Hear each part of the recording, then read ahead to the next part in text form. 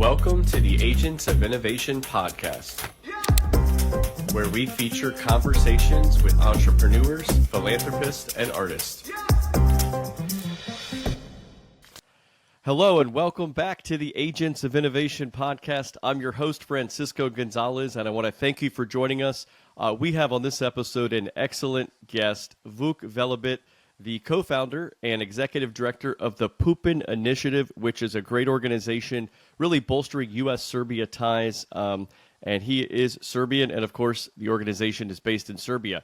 And I was actually just there basically the first week of June, and it was my first visit to Serbia. I was primarily in Belgrade, the capital, and it was an amazing visit. As many of you guys know, what I try to do with this podcast is connect you with innovators across the world, such as Vuk. And, we've now had 158 episodes of doing that. One of the great things you can do on this podcast to bolster it is first, like this episode wherever you are listening or watching. And if you're just listening, maybe say on Spotify or Apple, you can also watch this podcast. We put all of these up on YouTube as well. And also make sure you subscribe to it and, of course, share it with friends, colleagues, neighbors, everyone you can so that more people can learn the story of Vuk Velebit, but also all the other great guests that we've had in the past and will continue to have in the future. And if you want to not just listen to a podcast and get to hear from these great innovators across the world, but if you want to actually meet them in person, I encourage you to join Fearless Journeys. You can go to fearlessjourneys.org.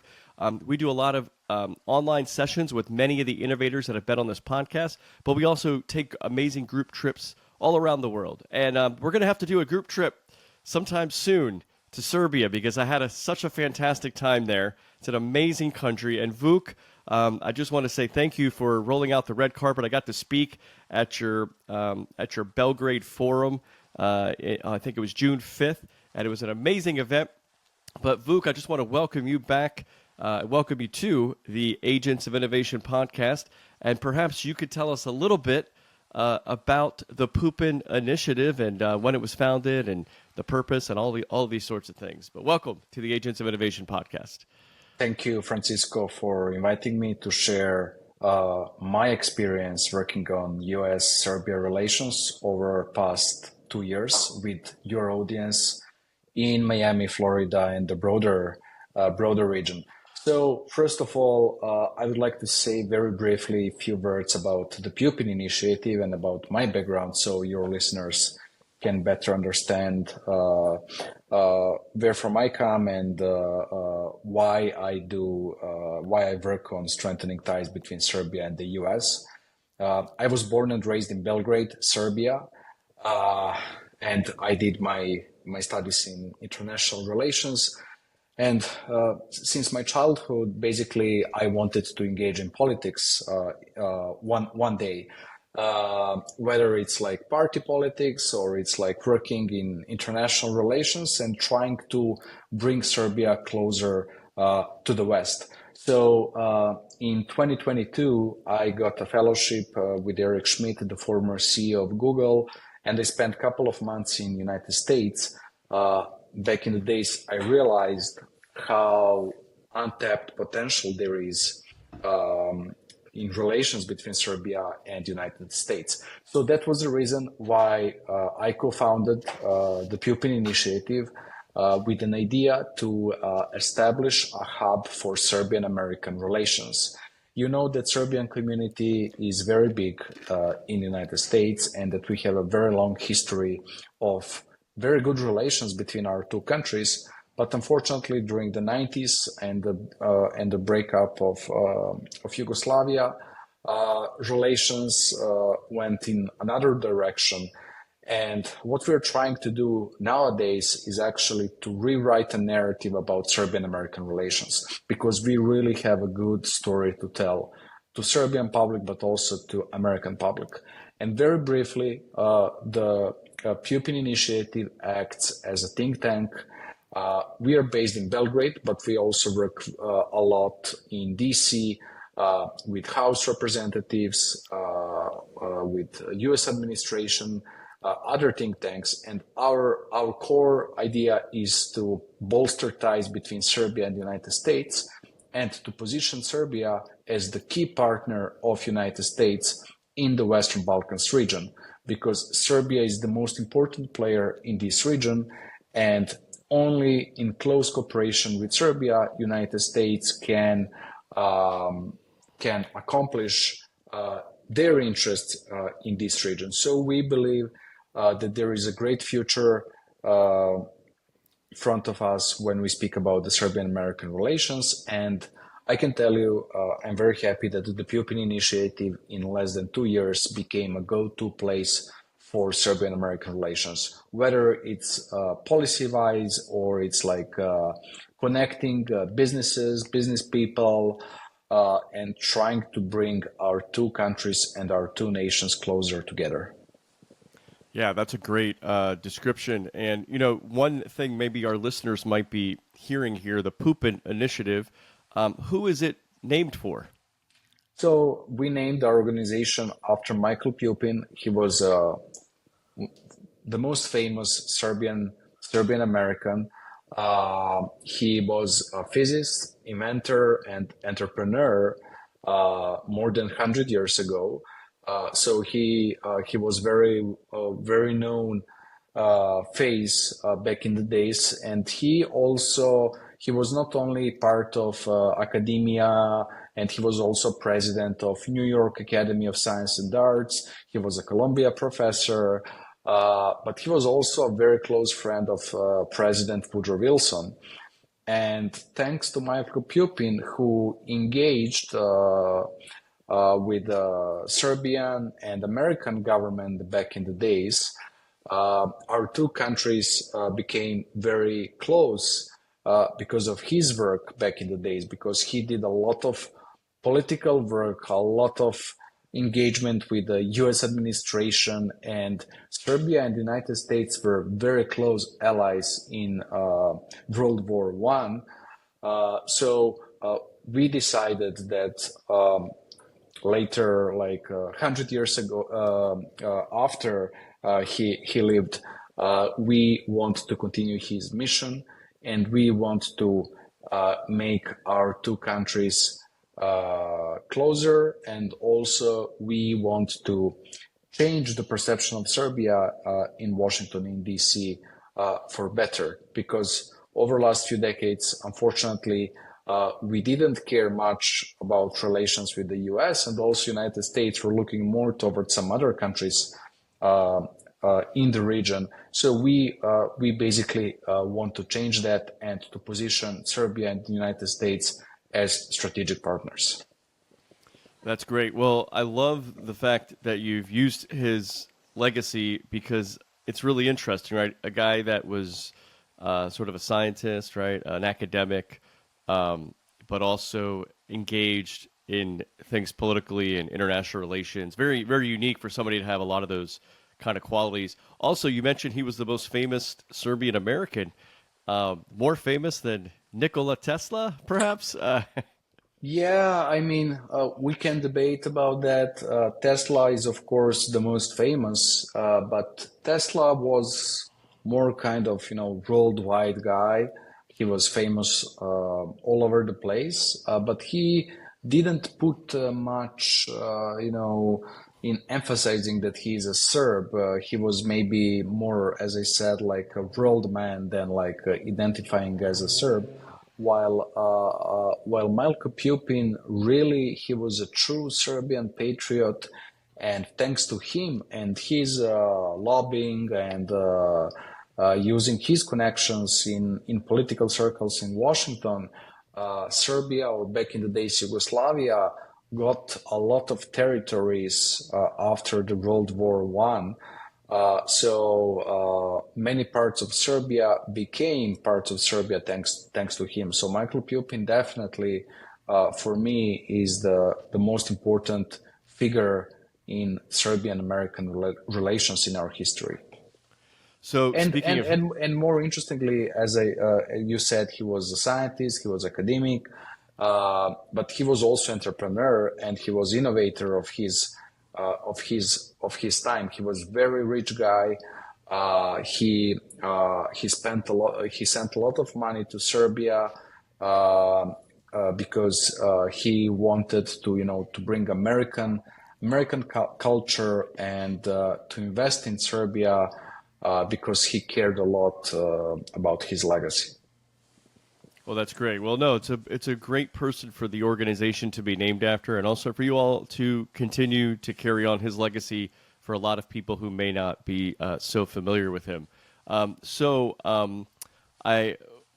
did want to ask you, speaking of history and maybe geography, for Americans who maybe aren't so focused on Europe or Eastern Europe or the Balkans, Serbia's in a very interesting geographical spot. I note, correct me if I'm wrong, but it looks like it touches the borders of it borders the nation's 8 other nations. Also, we talk about it being in the Balkans, and some people get a little confused on where that is. But as one of the American speakers at your conference mentioned, George Friedman, he said you all need to start just referring it to the southern end of Eastern Europe. And he also mentioned Eastern Europe right now is where the dynamism is in Europe. Even though Western Europe tends to get a lot of attention, a lot of the history, a lot of the traditional legacies and relationships with the West. But you also are not far from Asia and the Middle East, and considering all of the economic opportunity in those regions, it seems like Belgrade in Serbia there can be really a nice geographical spot, sort of a hub, if you will, between Western Europe and located in Eastern Europe, but also the Middle East and Asia. Not to mention Africa is not too far, right? So it's a really interesting spot to be in a world. Tell us a little bit about the role that Belgrade and Serbia play geographically in that area of the world. Thank you, Francisco, for giving for setting the context and the stage for speaking more about Serbia's position. Someone would say unique geographical position, and we here tend to say that Serbia is at the crossroads between East and the West. Serbia is part of course, of Europe. We are not members of the EU, even though we are on our European path for years. And Serbia wants to become full member of the EU. Serbia is also not member of NATO. Serbia is military neutral country. But Serbia works a lot with NATO and with the United States in regard to military cooperation. And we have very good cooperation with, for example, National Guard of Ohio, but also with special military forces of United States like Green Berets. Speaking about Serbia's position, so Serbia has very good position because we are 6 hours.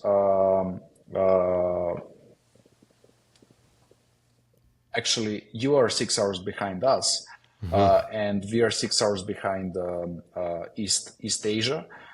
So we are somewhere in between, and that's one of the reasons why many companies find convenient to position their hubs in Serbia, because they can work in Eastern and Western time zone. Also, we have very talented people here, primarily in tech industry. So very good software engineers, IT people in very broader sense. And that's the reason why already many American companies are coming to Serbia and they are establishing their hubs. So I'll just give you an example of few well-known American companies that have huge hubs here in Belgrade. Microsoft employs around 800 people here, mostly software engineers, and this is one of the best Microsoft R&D hubs outside of the United States. It has been established almost 20 years ago. Then we have well-known company Rivian from California. They also have R&D hub here, Oracle, Databricks, Epic Games. So, for example, NCR is employing around 6,000 people here in Belgrade.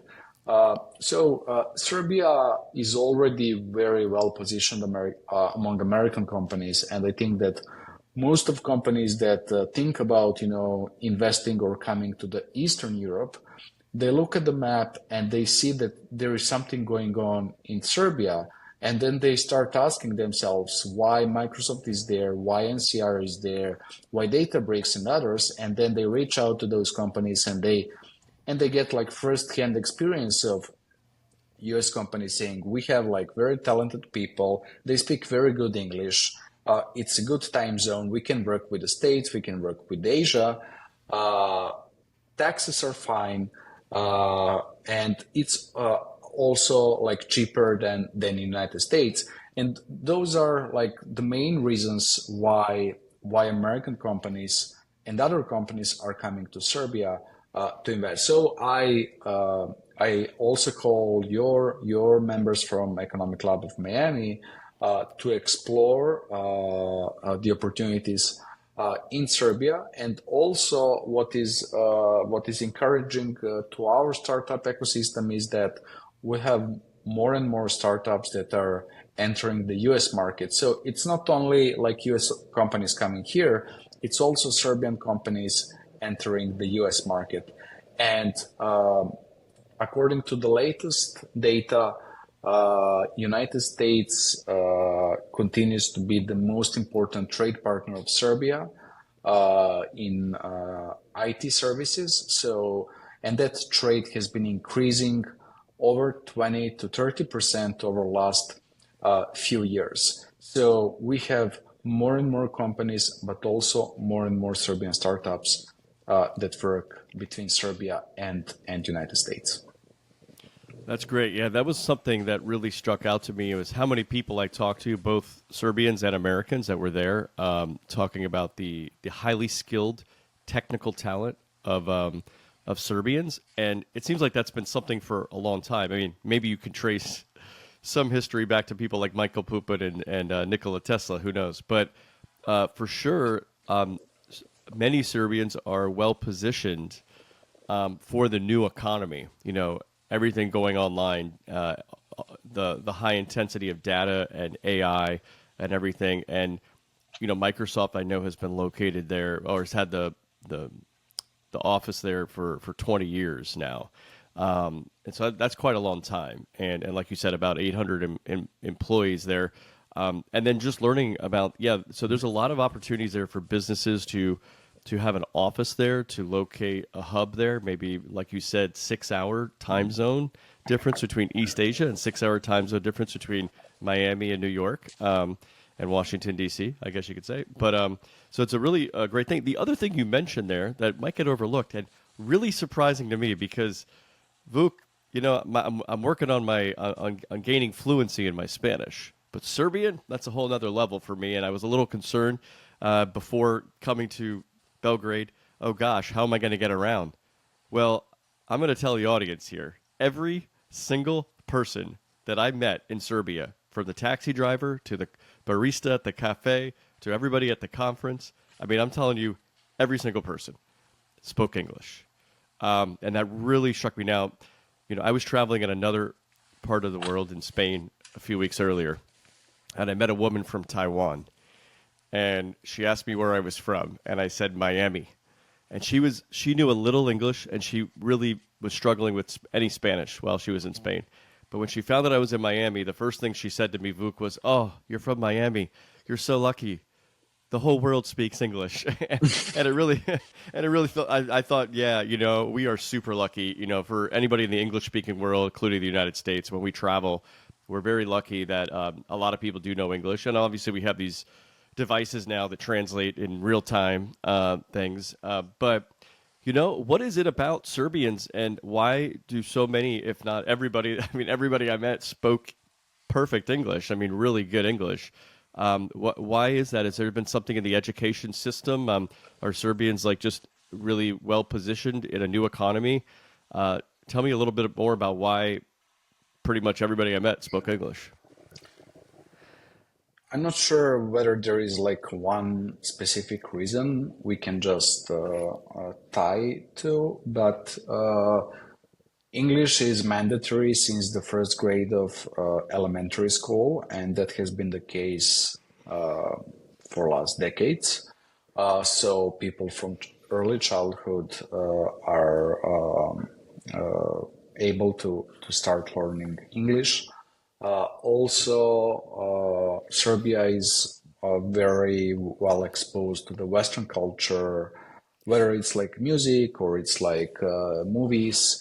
And I think that video games also have something to do with that because Serbs love to play video games and they love to make video games. So there have been few big acquisitions of American companies buying Serbian gaming companies. And also, a lot of Serbs in every family, every Serb has someone living abroad, mostly in Western Europe and United States or Canada. So I think that's also became part of family tradition. Like those people coming here, their kids like going to their cousins to the Western countries and probably learning some English there. So I mean, you're right, and I think that people are usually amazed how well Serbs speak English. Not only that they know to speak, but how well they speak, comparing to some other European countries. You mentioned Spain, but you can also say that for France or Italy. So you can really find a good workforce here, and it's not only about English language. For example, NCR, they have clients from all over the world, and they work with those clients from Serbia, and they operate in over 40 languages here from Belgrade. So it's not only English; it's also like Spanish, it's French, German, and other languages.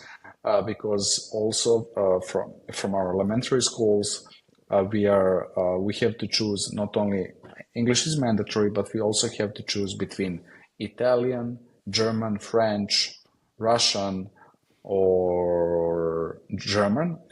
So from early childhood, kids learn to speak few languages. Yeah, so that's a good answer. I mean, between the education and the cultural influences, I guess, of music, movies, television. Yeah, a funny story, Vuk. I didn't tell you this before, but I found a great little coffee shop in Belgrade that I went to a couple days in a row. It was great, good coffee. Got a little work done while I was sitting in there. But one of the baristas, who couldn't have been more than 25 at the most, right? He says to me when he heard me speak in English, "Where are you from?" And I said, "Miami." And he says, Miami Vice. And so there's your influence, right? There's your television influence. Although I had to take a second thought a little bit later. I said, how does that guy know about the show Miami Vice? Yeah. That was before he was born, probably. So, Yeah. but anyway, as you can see, some of these things in the culture still live themselves. But Vuk, you guys are doing a great stuff. And as you mentioned, there's a lot of outside companies. You mentioned a lot of U.S. companies having offices, maybe some companies fully locating there. Maybe there are companies that might even find tech talent, and they may or may not have a full office, but maybe you're looking for somebody to do some work for you, and you can maybe find them in Serbia, maybe at a reduced labor cost. But one of the other things I just wanted, that I saw when I was there, and I'm not sure if somebody went there 10 years ago, they would have saw this, or maybe even 5 years ago. But along the Belgrade waterfront, there's been a lot of recent real estate investment. My understanding is some of that has come in from the Middle East, maybe the UAE and other places. But wherever it's coming from, there's somebody seeing an opportunity there to invest in real estate and really improve the Belgrade waterfront. And by the way, I say this to our friends like Luca and Peter, who showed me around quite a bit. And I say, gosh, guys, I mean, this was my first visit here. And if nothing changes in Belgrade, I think this is a great city right now. There was just so many cool stuff. But obviously I could see things are changing. and especially on that Belgrade waterfront. And one of the great things about the waterfront to me just right now is, and as I walked a lot around the city, there's a really great walking and biking path that goes for probably 10, 20, 30 miles. I don't know. I mean, just around because you got the Danube and Sava rivers, and they connect in a certain spot, and there's a way they sort of go around. So right now, there's like a lot of, if you're an outdoor person and you want to, walk, run, bike, I mean, it's a great, right along the river. It's really great. But anyway, tell us a little bit more about the recent investment there, and maybe what's coming to Belgrade.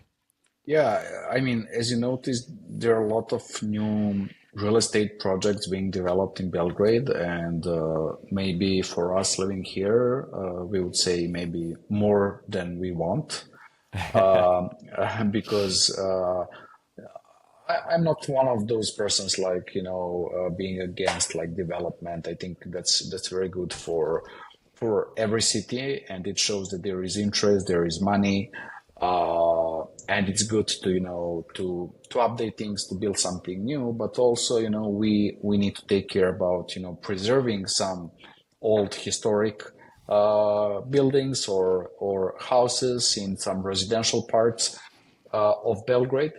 Uh, but yeah, I mean, overall, there has been a huge real estate boom, not only in Belgrade but throughout Serbia. And part of the reason for that is as well that from Serbia, it's very hard to invest in like international like stock markets.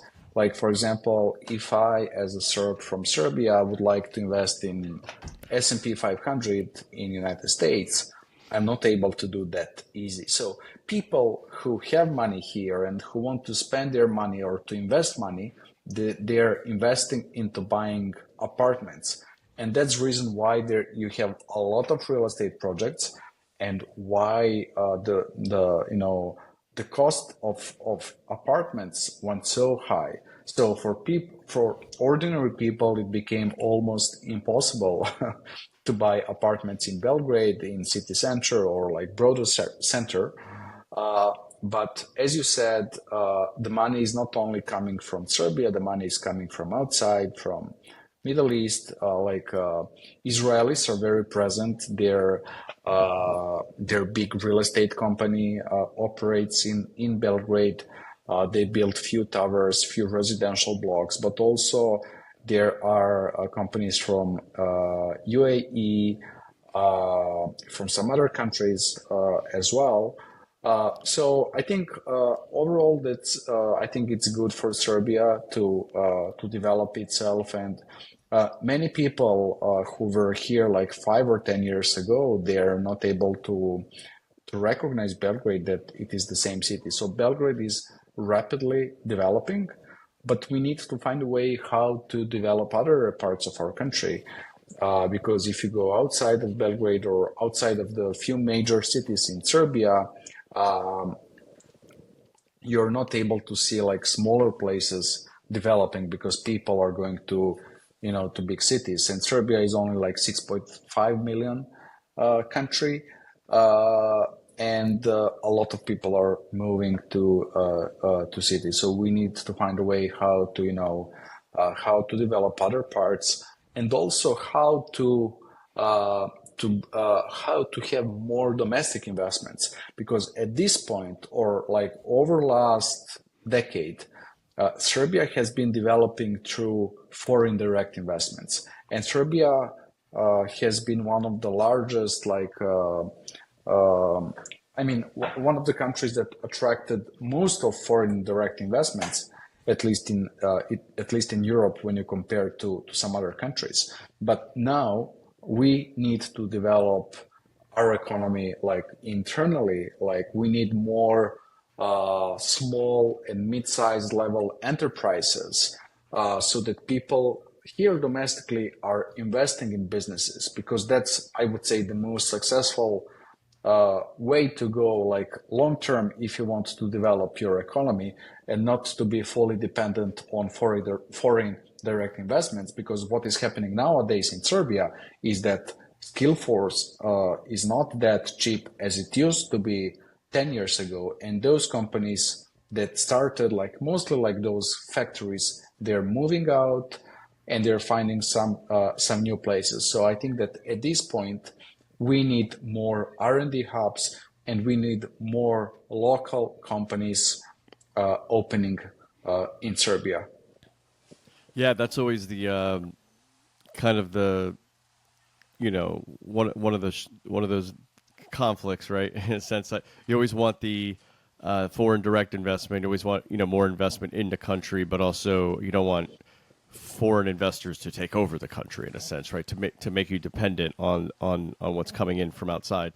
Well, what's interesting, you brought up a lot of points. Some of the things I also learned in Serbia that you're refreshing my memory on when we talk about real estate, that so many Serbians park their money in real estate or invest their money in real estate because of the fact that they have less access to international markets. Part of that sounds to me like some internal regulations, and that maybe make it difficult to move the money outside.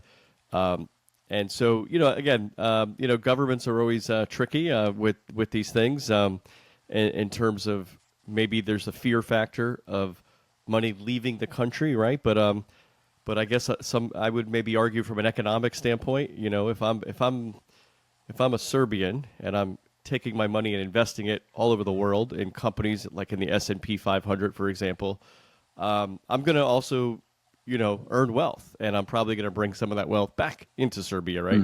Maybe invest in Serbia, maybe start a company, maybe invest in real estate, things like that. So I think it definitely would play well for Serbians to be able to access the international markets a lot easier, so that they can grow their wealth and bring it back into the country and invest in the country. You also mentioned, you know, I think the other thing I kind of learned, I guess I could say, when I was in Serbia was, and maybe you can refresh us a little bit on this, but more than half of the Serbian economy is actually state-owned enterprises. Correct me if I'm wrong. And yet it seems the dynamism of the economy is in the private sector. And so maybe one of the suggestions I made from the stage there in the panel was maybe a call to the Serbian government. 50%, you're not going to privatize that overnight, but maybe start with a few projects, maybe 5% of that part of the economy, and see what could you privatize, and experiment, and maybe if you privatized a small percentage and it worked. I don't know what you pick whatever you want to privatize, whatever you think is kind of makes the most sense, especially when you compare it to other countries. What is mostly done in the private sector versus the public sector, because there are things that the government needs to be involved in that they maybe do better than, say, the private sector. But anyway, tell me a little bit more about this. The fact that a little more than half of the economy is state-owned enterprises in Serbia.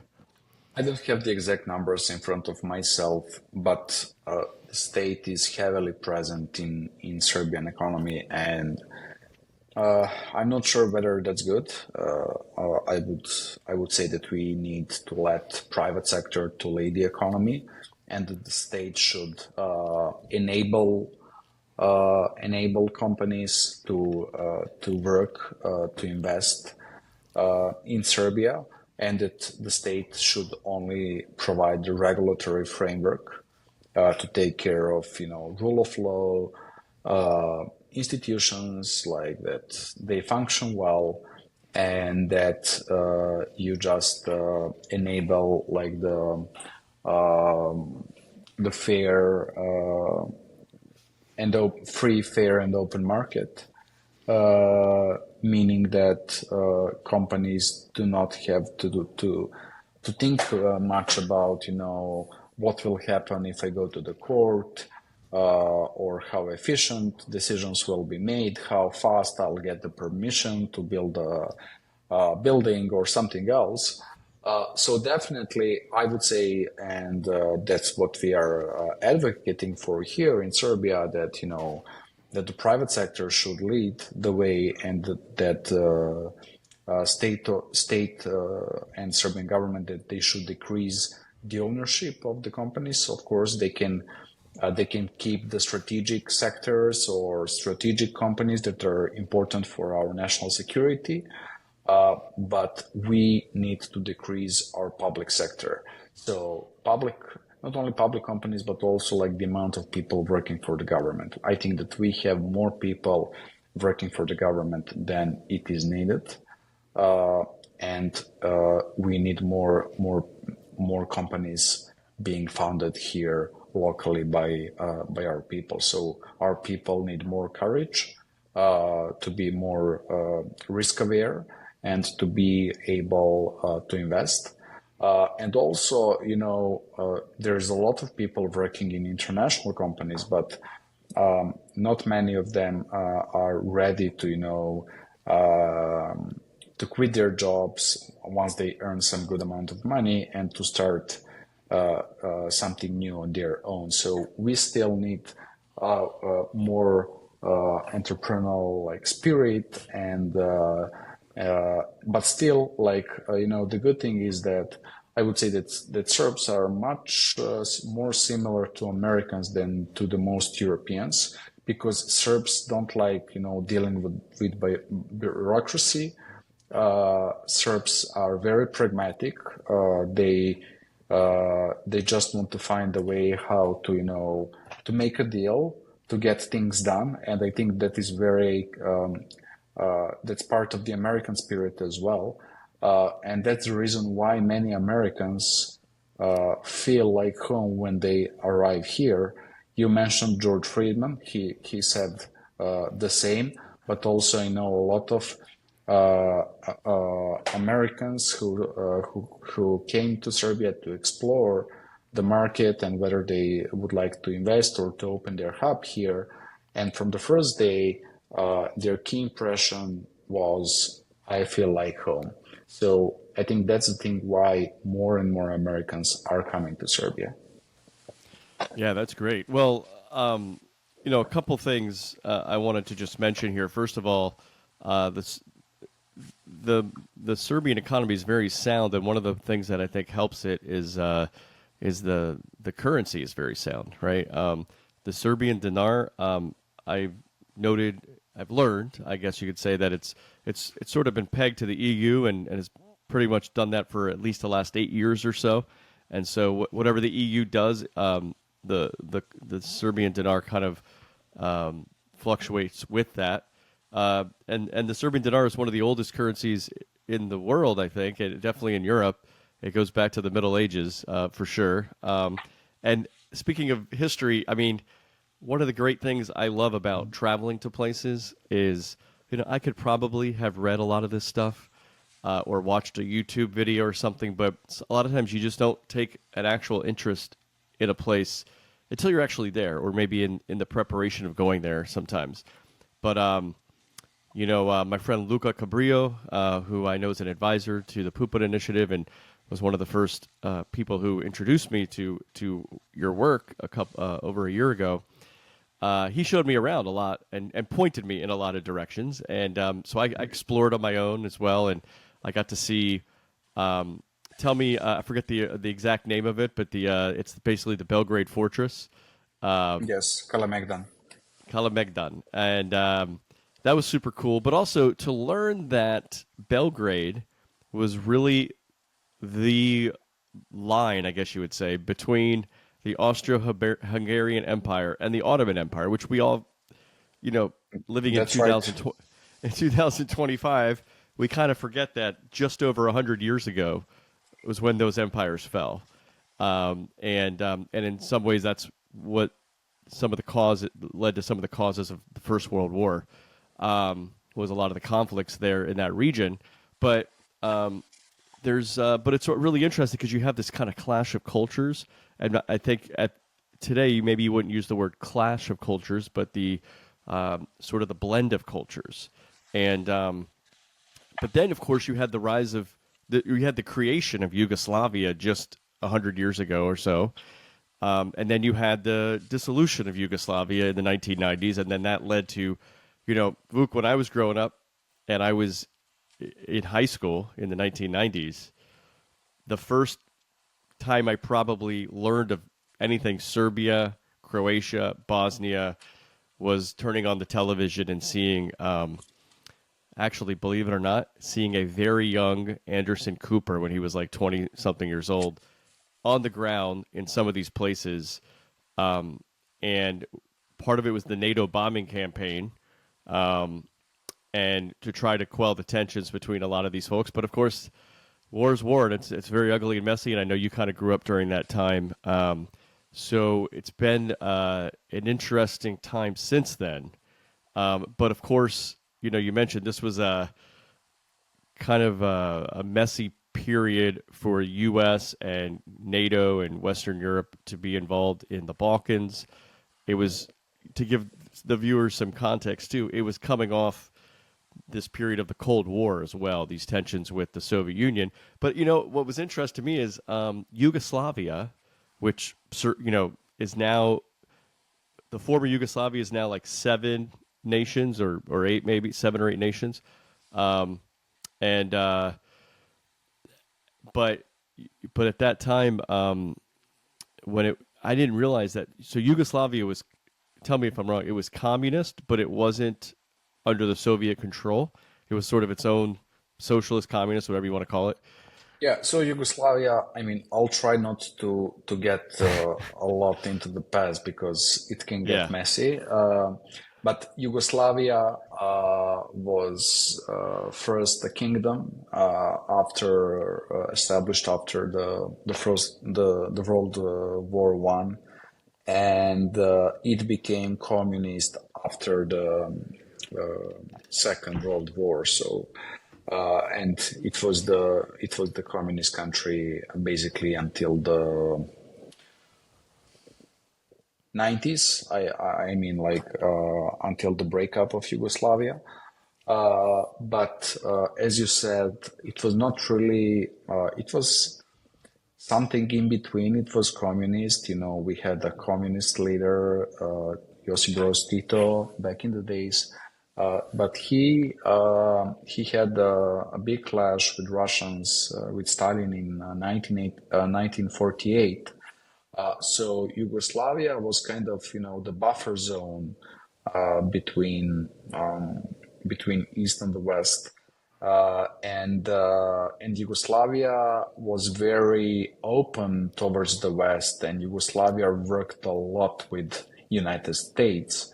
But also Yugoslavia was a leader of non-aligned movement that gathered like countries from all over the world, mostly from Africa and Asia, who were like kind of non-aligned, but they were more close to the Soviets than to the Americans.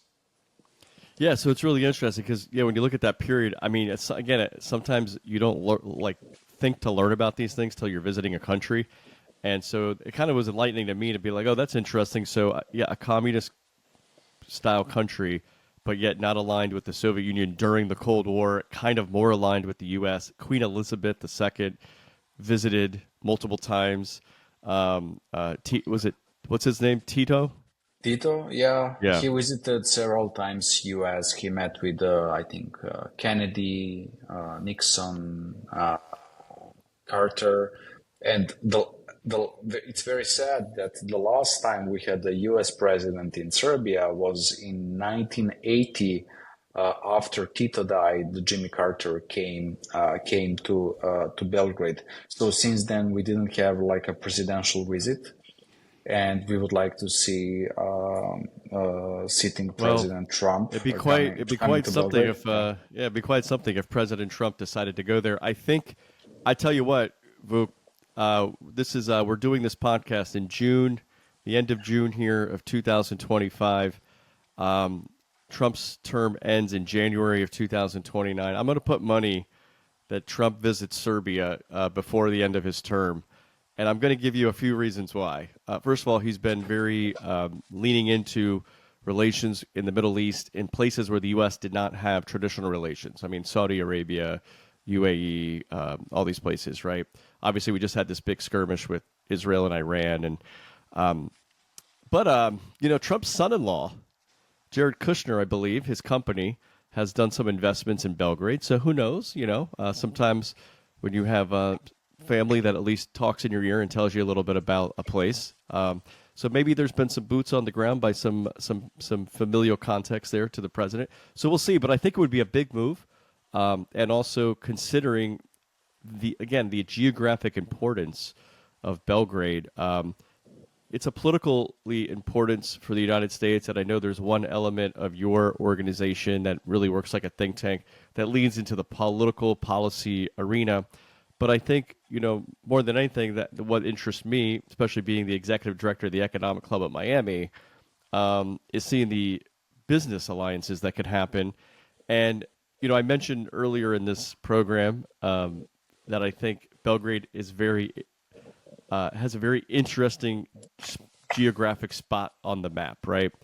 You mentioned between East and West, Eastern, I mentioned, Asia, Middle East, Eastern Europe, Western Europe, very close by.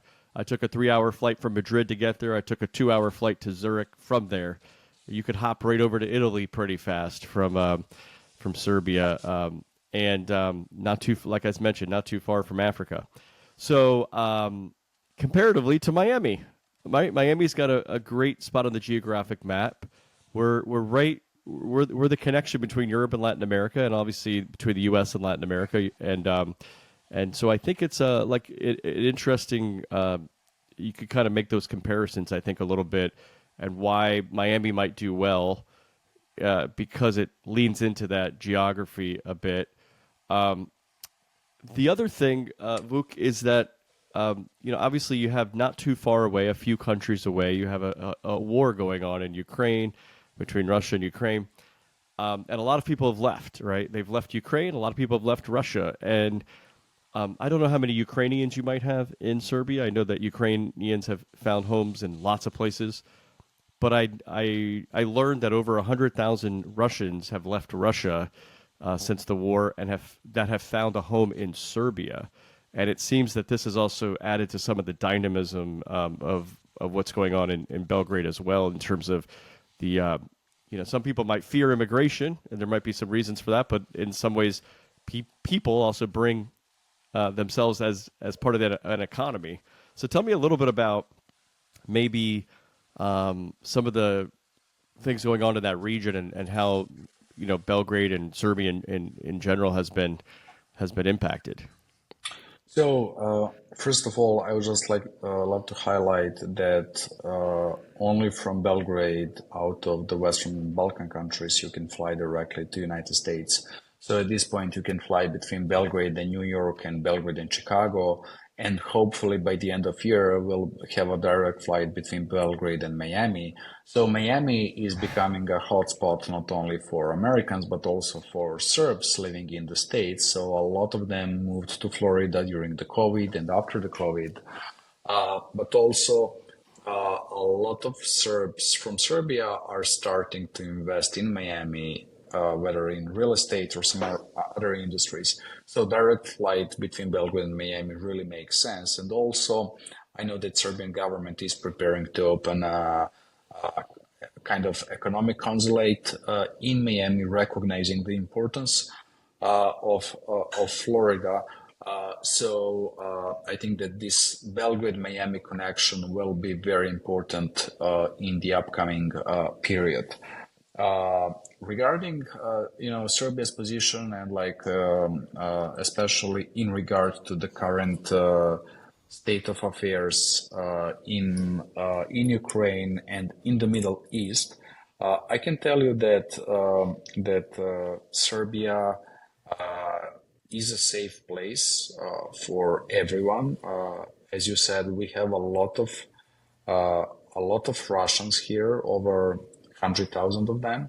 And those are the Russians who wanted to escape the war, who wanted to escape Putin's brutal regime in Russia. We also have Ukrainians.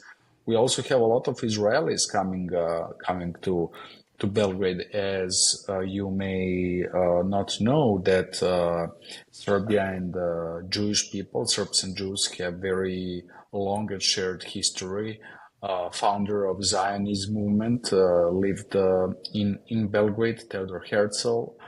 also Serbs and Jews were in Nazi camps during the Second World War because Nazi Germany occupied Serbia back in the days, and Jews were very important part of Serbia's political and cultural life between two world wars. So Serbia and Israel continue to be close allies. Serbia has been standing together with Israel since the Hamas attack happened on October 7th. And also regarding Ukraine, Serbia has been standing with Ukraine because Serbia respects Ukrainian territorial integrity and sovereignty. And Serbia has become one of the largest ammunition suppliers of Ukraine since the war in Ukraine started. So I think that Serbia very well positioned itself towards American allies as well. And I think that is something that stakeholders in Washington, D.C.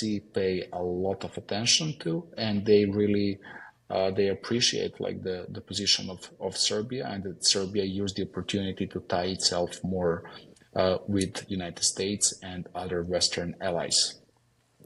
Yeah, that's great. By the way, I knew about those last couple things, Vuk, because I get your email newsletters, which I got one this morning talking about Serbian relations with Israel and then supplying ammunition to Ukraine. Found it very interesting. I mean, these are just things that, again, we have so many things coming our way information-wise these days, and most people focus on things that are more local, more national to ourselves. But when you start looking and learning about different things around the world, these things are quite enlightening.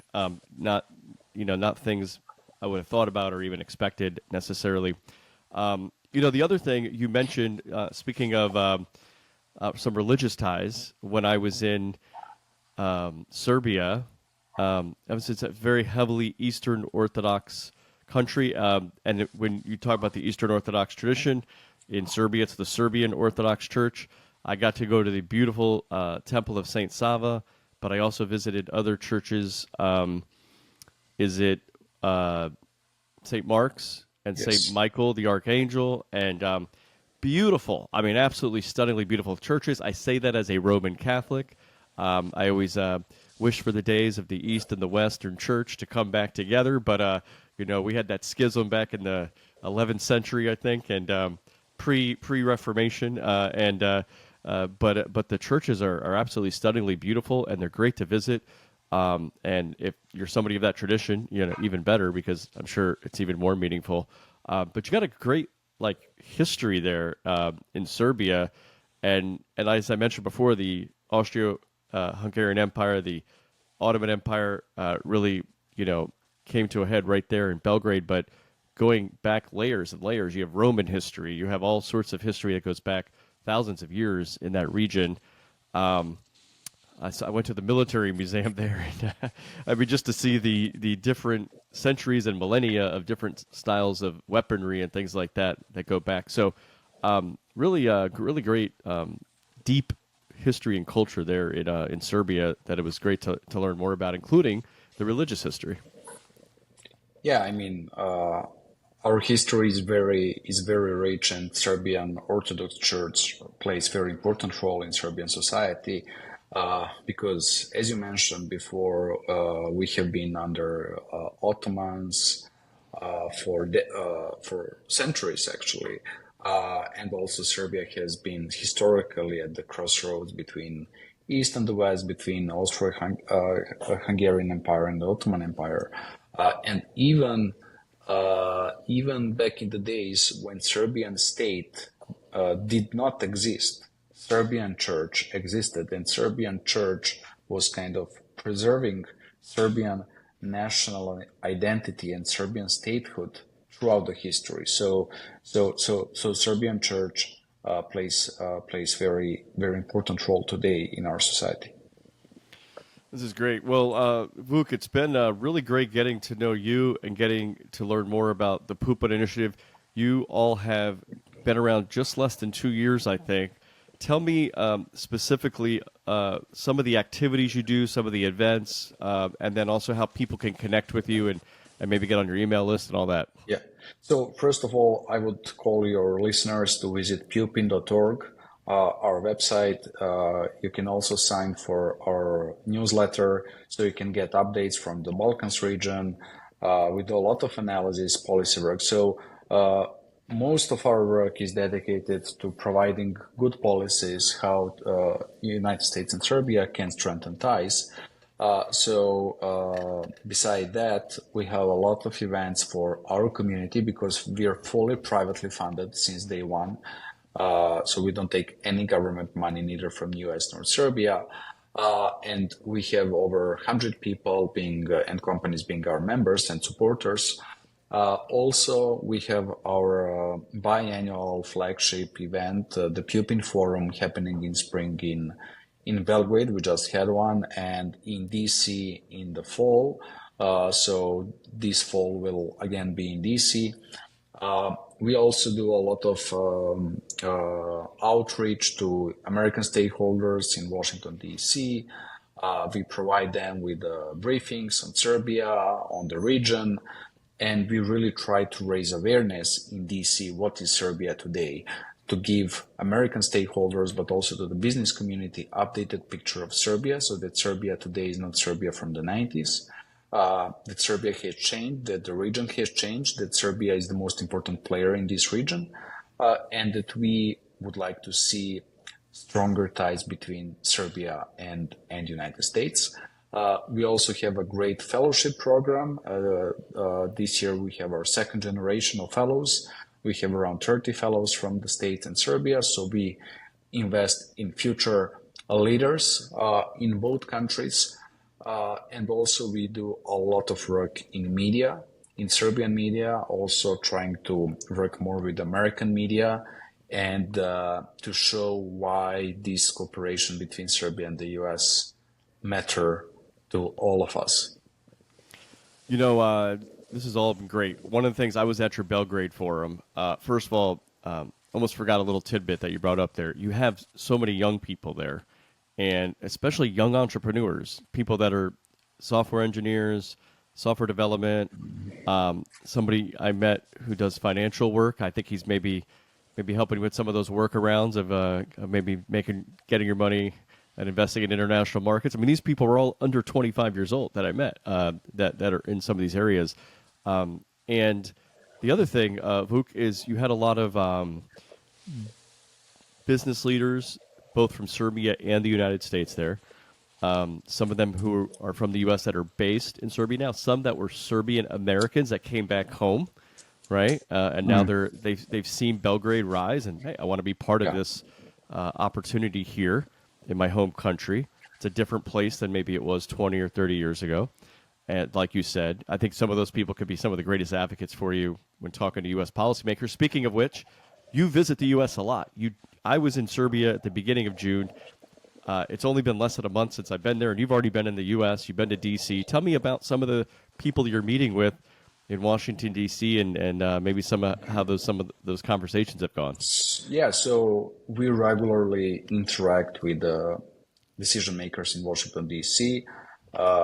Just a few weeks ago, I met with House Representative Claudia Tenney she's a Republican from Upper State New York. She's co-chair of Serbian caucus in U.S. Congress, so we have a Serbian caucus, and she has been very active on promoting U.S.-Serbia bilateral ties. But also we engage with Democrats, for example, with Congressman Eric Swalwell from California. With the U.S. administration, of course, State Department is the most important. Has been most important for us. So we interact with the Assistant Secretary for Europe, Deputy Assistant Secretary for the Western Balkans, but also with Department of Commerce, DoD, USTR, and we really try to expand our network. And to bring in more people who are interested in this part of the world. As you said, Trump administration is looking for non-traditional allies, maybe, for countries that the U.S. didn't work much before. We have a strong history, and also Trump has been the most popular in Serbia among the whole Europe. So that's one more reason why we would like to see President Trump visiting Belgrade. And also, Serbia is very important in that intermarium triangle, like between Baltic Sea, Black Sea, and Adriatic Sea. You mentioned Danube River. Danube River is very important for security, for transport towards the Black Sea. It goes to Romania. It passes through Serbia. And also, when you look towards the Eastern Europe, and you see Poland, Czechia, Slovakia, Hungary, Serbia, Greece, Romania. I think that those are the countries that will lead the way in the upcoming decades in Europe. And I'm sure that Trump administration, speaking about the Europe, will be focusing more towards the Eastern Europe than the Western Europe. So because Eastern Europe is the most dynamic part of Europe. It's very innovative. It's growing with growing economies, and I think that Trump will be looking more towards those countries that he can make easily some good deals for United States as well. Yeah, and let me tell you, the other thing that stuck out to me when I was in Belgrade was how young the country seemed. I was like, is it me or is it just like so many young people here? Also, something else that stuck out to me that I really should have thought about before was how tall so many people are. And this now explains the Serbian basketball success. Yes. And I did learn that the next time I come to Serbia, I need to come during basketball season to experience some crazy, wild basketball games, particularly with the audiences. So I will make sure to do that next time. And I'll look forward. I'm definitely going to come back, and I'm hoping that we can actually arrange a Fearless Journeys group trip, and maybe also persuade some of the fellow members of the Economic Club of Miami to join as well, because I think there's some interest in making more connections between Miami and Belgrade, and we're very excited about the new consulate that will be setting up here in Miami. There's only two other ones in the U.S., in New York and Chicago, where there's heavy populations of Serbian Americans, and of course, Air Serbia. Looking forward to that nonstop flight. So hopefully Miami International Airport and Air Serbia can make this agreement. That will prevent me from having to make a stop at other places, although my stops in other places were fine this time. But it'd be nice to just get directly there. And also the way I look at it is Belgrade can be a great hub if you get that Miami Belgrade connection for people who want to go off to Croatia or Greece or somewhere else, in the region. That'd be a nice hub. So hopefully Air Serbia can kind of pump that up, and it's a pretty affordable airline as well. So it'd be a nice entry for us into the southern part of Eastern Europe, as George Friedman would say. Yeah, definitely. Well, Vuk, this has been really fantastic. We will visit you all at pupin.org. We'll look forward to more information about that fall visit in Washington, D.C. Perhaps people here might consider coming to your forum in D.C. in the fall. I'll definitely put all these sorts of things in the show notes and send it out through the Fearless Journeys newsletter. And hope to see you in Miami as well. I hope to come next February or January to Miami and to meet your fellow members at the Economic Club of Miami and Fearless Journeys. Well, we've got an open invite to you, and as soon as we solidify the dates for the Miami Economic Forum, I think probably the end of February, I'll be happy to promote that and make sure we get to hear from you firsthand in Miami. And now, Vuk, you got to be careful. I know you're so wedded to Serbia, but people step in Miami and they don't want to leave. So just be careful. I just want to warn you. But speaking of wedded, I also want to wish you all the great blessings because I believe it's this August you're going to be getting married. So early congratulations to you. Thank you so much, and I hope I'll visit Miami with my future wife. Fantastic. All right. Well, thank you, Vuk, for that you're doing with the Pupin Initiative. Thank you for being on the Agents of Innovation podcast, and thank you for being an agent of innovation yourself. Thank you so much, Francisco.